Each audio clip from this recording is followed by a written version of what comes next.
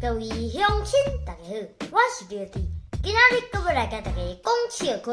如果若准备好，咱就开始。爸爸，人上大的对手就是家己呢。你趁看较好的比啦。爸爸看妈妈咧笑冤，愈骂愈大声。我看弟弟伫边仔一直看，拢毋敢讲话。因两个一句来一句去，突然间变甲足安静。阮弟弟甲妈妈讲：“妈妈，较紧的啦，换你后。”大哥，我读大学的时，迄个甲我约过的查某囡仔，最近讲要请我食饭呢。安尼你敢会食醋？你读大学的时是几公斤？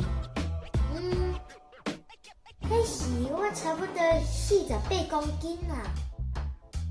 好啦，你牵伊去食啦。这顿饭食了，伊应该就死心啊啦。影片到这结束，恁若介支持影片，请分享出去，顺续点来看。留一 camber，明日暗时来点准时好播影，刷。